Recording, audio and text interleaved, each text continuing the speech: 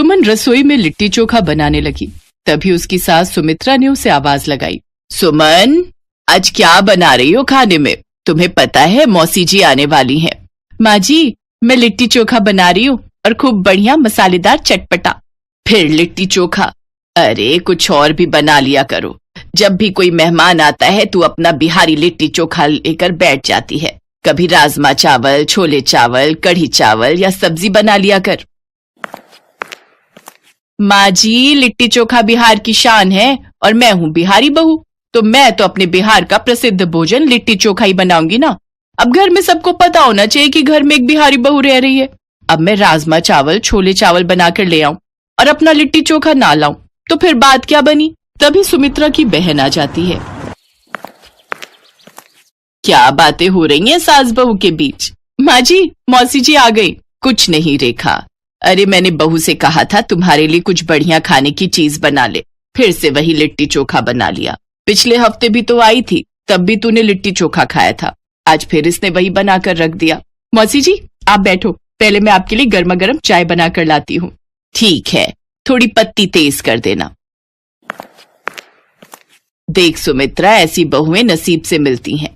मेरी बहू को ही देख ले, दोनों पानी तक नहीं पूछती। तू तो बहुत किस्मत वाली है जो तुझे सुमन जैसी बहू मिली है। इतनी भोली संस्कारी बहू है। अरे बिहार की है, बिहारी है तो लिट्टी चोखा तो उसे पसंद होगा ही ना, क्योंकि लिट्टी चोखा बिहार की पारंपरिक डिश है। तभी सुमन चाय के साथ 2 प्लेटों में लिट्टी चोखा भी ले आई। ये लीजिए मौसी जी, चाय भी पी लो और साथ में थोड़ा लिट्टी चोखा भी खा लो। माँ जी आप भी लो, मैं आपके लिए भी लाई हूँ। अच्छा अच्छा, लाओ बहू दे दो। बहुत स्वाद बनाया है। अरे मैं तो जल्दी आ जाती पर। हाँ, तू तो 1 घंटा पहले आने वाली थी। तूने कहा फोन पर मैं निकल चुकी हूँ, फिर लेट कैसे हो गई? अरे मेरी वॉशिंग मशीन खराब हो गई थी, बार बार खराब हो जाती है। तुझे पता तो है सेमी ड्रायर वाली है, इसीलिए अब मैंने हार मानकर बहुत परेशान होकर फुली ऑटोमेटिक ले ली है। वो मशीन लेकर आ गया था भैया, फिर वो सारे फंक्शन समझा कर गया, वही समझने में समय लग गया। पर एक बात है, फुली ऑटोमेटिक मशीन का फायदा बहुत है। बस कपड़े डालो और सूख कर बाहर। एक काम कर, तू भी अब फुली ऑटोमेटिक वॉशिंग मशीन ही खरीदना। तेरा जन्मदिन भी तो आने वाला है, तू अपने जन्मदिन पर जीजा जी से वॉशिंग मशीन ही मांग ले। नहीं नहीं, अभी तू जानती है रेखा, घर में हाथ थोड़ा टाइट चल रहा है, अभी तो मुश्किल है, थोड़े समय बाद लूंगी। सुमन अपनी सास के उदास चेहरे को देख रही थी और उसने सोच लिया था कि वो कुछ भी करके अपनी सास के जन्मदिन पर वॉशिंग मशीन का तोहफा जरूर देगी, और सुमन को ये मौका मिल ही गया। सुमन जब बाजार गई तो उसकी एक सहेली मिल गई जो उसके कॉलेज में पढ़ती थी। क्या? ये तो क्या कह रही है रजनी? 1000 प्लेट लिट्टी चोखा बनाकर फुली ऑटोमेटिक वॉशिंग मशीन जीतने का मौका है? हाँ मैं सच कह रही हूँ, यहाँ पर एक बहुत बड़ी प्रतियोगिता आयोजित हो रही है, लिट्टी चोखा प्रतियोगिता। इसमें बहुत से लोग हिस्सा ले रहे हैं, पर मुझे तो तेरा पता था कि तू बहुत बढ़िया लिट्टी चोखा बनाती है और वो भी जल्दी जल्दी, तो मुझे लगा मैं तुझे बता दूं। देख ले, प्रतियोगिता में हिस्सा ले ले, क्या पता तू फुली ऑटोमेटिक मशीन जीत जाए। यार तूने तो मेरे मन में एक उम्मीद जगा दी है। ठीक है, मैं इस प्रतियोगिता में हिस्सा ले लूंगी। मुझे माँ जी को इस जन्मदिन पर फुली ऑटोमेटिक मशीन ला कर ही देनी है और इसके लिए मुझे ये प्रतियोगिता जीतनी होगी। सुमन ने लिट्टी चोखा प्रतियोगिता में हिस्सा ले लिया। सुमन लिट्टी चोखा बनाने में बहुत माहिर थी, इसलिए उसने 1000 लिट्टी चोखा बनाकर कुछ ही घंटे में तैयार कर दिए। सुमन प्रतियोगिता जीत गई। सुमन बहुत खुश थी कि उसने अपनी सास के जन्मदिन से 1 दिन पहले इस प्रतियोगिता को जीता था। सुमन चुपचाप घर जाती है और किसी को कुछ नहीं बताती, पर सुमन के हाथ लिट्टी चोखा बनाने की वजह से बहुत सूज गए थे, जिस कारण उसके हाथों में दर्द हो रहा था। उसके सूजे हुए हाथ उसकी सास ने देख लिए। सुमन बहू, तेरे हाथों में इतनी सूजन कैसे है? क्या हुआ, कोई चोट लग गई है क्या? माँ जी बस वो ऐसे ही, पता नहीं क्यों सूज रहे हैं, अब शायद मौसम की वजह से। अरे दरवाजे की घंटी बज रही है। सुमन जानती थी कि वो वॉशिंग मशीन आ गई है जो उसने जीती थी। हाँ भैया, अंदर ही ले आओ। सुमन, ये क्या है बहू, कुछ मंगवाया है क्या? आंटी जी, ये वॉशिंग मशीन है। Washing machine? पर हमने तो कोई वॉशिंग मशीन ऑर्डर नहीं की। बहू तुमने की है क्या? माँ जी, ये वॉशिंग मशीन मैंने एक प्रतियोगिता में जीती है, लिट्टी चोखा प्रतियोगिता, मेरी तरफ से आपके जन्मदिन का उपहार। ये फुली ऑटोमेटिक मशीन। सुमन अपनी सास को प्रतियोगिता के बारे में बताती है। सुमन की सास सुमित्रा की आंखों में खुशी के आंसू आ जाते हैं और वो अपनी बहू सुमन को गले लगा लेती है। मेरे जन्मदिन के लिए तुमने इस प्रतियोगिता में हिस्सा लिया और 1000 लिट्टी चोखा बनाए। जीती रहो बहू। सचमुच तुम्हें बहू के रूप में पाकर मैं बहुत खुश हूँ। थैंक यू बेटा, तुमने मुझे मेरे जन्मदिन पर इतना अच्छा उपहार दिया, पर इतने सारे लिट्टी चोखा बनाने की वजह से तुम्हारे हाथ कितने सूज गए हैं। कोई नहीं माँ जी, ये तो जरा सी सूजन है, कुछ दिनों में अपने आप ठीक हो जाएगी। आपके लिए तो मेरी जान भी हाजिर है माँ जी। अगले दिन सुमन खूब धूमधाम से अपनी सास के जन्मदिन की तैयारी करती है। रेखा मौसी को भी जब पता चलता है कि सुमन ने अपनी सास के जन्मदिन के लिए प्रतियोगिता में फुली वॉशिंग मशीन जीती है, तो वो भी बहुत खुश होती है। सुमन सबके साथ मिलकर अपनी सास के हाथों से केक कटवाती है। सब लोग सचमुच हैरान थे कि सुमन ने लिट्टी चोखा प्रतियोगिता जीतकर एक फुली ऑटोमेटिक बड़ी और महंगी मशीन जीतकर दिखाई, और वो भी अपनी सास के लिए।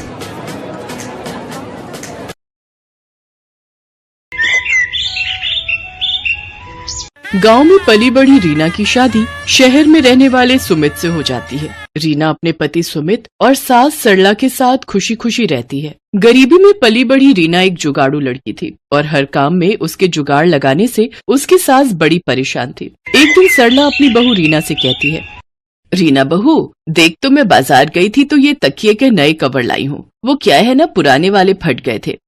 जानती हूँ माँ जी, इसलिए मैंने पुराने रखे सभी कवर को जोड़कर नया कवर बना दिया। ओह अच्छा, मैं तो भूल ही गई थी कि मेरी बहू तो जुगाड़ू है, वो हर चीज में कोई न कोई जुगाड़ लगा ही लेती है। अच्छा, अब इन नए कवर को अलमारी में रख दे, कोई मेहमान आएगा तब निकाल लेंगे इसको। ऐसे ही कुछ दिन बीत जाते हैं। फिर एक रोज सरला और सुमित डिनर करने के लिए बैठे होते हैं। रीना गर्मा गर्म रोटी पकाकर उन्हें खिला रही होती है, लेकिन थोड़ा वक्त बीत जाता है तो रीना रोटी लेकर नहीं आती। तब सुमित उसे आवाज देते हुए कहता है, अरे रीना कहाँ रह गई, जल्दी रोटी लाओ ना, मेरी रोटी खत्म हो गई है। उधर रसोई में रोटी पका रही रीना सोचती है, हे भगवान, इस गैस सिलेंडर को भी अभी खत्म होना था। उधर माँ जी और सुमित जी रोटी का वेट कर रहे हैं, अब यूं आधे पेट उन्हें उठाना सही नहीं रहेगा। सोच रीना सोच, अपना ही कोई जुगाड़ सोच फिर से। इतना कहकर रीना छत पर रखी कुछ लकड़ियां ले आती है, फिर 4 ईंटों का चूल्हा बनाकर उसमें रोटी सेकती है और फिर गर्मा गर्म रोटी पकाकर सबको खाने को देती है। फिर अगले दिन सुबह सरला अपनी बहू की मदद के लिए रसोई घर में जाती है तो देखती है कि उसकी बहू बर्तन राख से धो रही होती है। अरे बहू, ये क्या कर रही है, तू राख से बर्तन धो रही है? हाँ माँ जी, अभी देखिएगा सारे बर्तन कैसे चमक जाएंगे। अरे हमारे गांव में तो साबुन कहाँ होता था, हम तो राख से ही बर्तन धोते थे। बर्तन में भी चमक आ जाती है, साथ ही साबुन के पैसे भी बच जाते हैं। हाँ हाँ, वो सब तो ठीक है, पर एक बात बता, तू ये राख लाई कहाँ से? अब क्या बताऊं मैं आपको, कल रात को जब आप डिनर कर रहे थे तो सिलेंडर खत्म हो गया था और खाने के बीच से आपको उठाना मुझे सही नहीं लगा, इसीलिए मैं छत पर रखी लकड़ियां ले आई और 4 ईंट से चूल्हा बनाकर आप लोगों के लिए रोटियां सेक दी। हे भगवान बहू, तुझे पता भी है लकड़ियां कितनी महंगी हैं। वो लकड़ियां तो मैंने लोहरी पर जलाने के लिए रखी थी और तूने उनसे चूल्हा ही जला दिया। अरे माँ जी, खाना खाओगी तभी तो लोहड़ी देख पाओगी ना। अरे मेरी जुगाड़ू बहू, घर पर एक और सिलेंडर भरा हुआ रखा था, तू उसे लगा लेती ना। माँ जी आप तो जानती ही हैं, मुझे सिलेंडर लगाना नहीं आता और खाने के बीच आप लोगों को उठाना जरूरी नहीं समझा। हाँ, कह तो तू बिल्कुल सही रही है, मैं तो भूल ही गई थी कि मेरी बहू को तो सिर्फ जुगाड़ लगाना आता है, दिमाग चलाना तो उसे आता नहीं। ये कहकर सरला वहाँ से चली जाती है। फिर एक दिन सुमित को ऑफिस जाने के लिए देर हो रही होती है तो वो जल्दी में नाश्ता करता है कि तभी पास में रखा पानी का गिलास उसके फोन पर गिर जाता है। ओह नो, ये क्या हो गया? क्या हुआ सुमित जी? मेरे फोन में पानी चला गया है और अब ये 1 हफ्ते के लिए बंद हो जाएगा। मेरी तो इम्पोर्टेंट मीटिंग्स थी, साथ ही मुझे अपने क्लाइंट्स को कॉल भी करना था। कुछ समझ में नहीं आ रहा है कि क्या करूं। आप चिंता मत कीजिए, मैं आपका फोन 1 दिन में ठीक कर दूंगी, तब तक आप मेरा फोन इस्तेमाल कर लीजिए। क्यों, तुम क्या 1 दिन में कोई जादू करने वाली हो क्या? अच्छा मुझे देर हो रही है, तुम जल्दी अपना फोन दो, मैं उसमें अपनी सिम लगा लेता हूँ। सुमित के ऑफिस जाते ही रीना उसके फोन को आटे के कनस्तर में डाल देती है। अगले दिन रीना सुमित को उसका फोन देती है तो वो जैसे ही फोन ऑन करता है तो वो पहले की तरह ही काम करना शुरू कर देता है। अरे वाह रीना, अब तुमने कौन सा जुगाड़ लगाया इसे ठीक करने में? जी आपके फोन में थोड़ा पानी चला गया था, इसलिए मैंने इसे सुखा दिया आटे के कनस्तर में डालकर।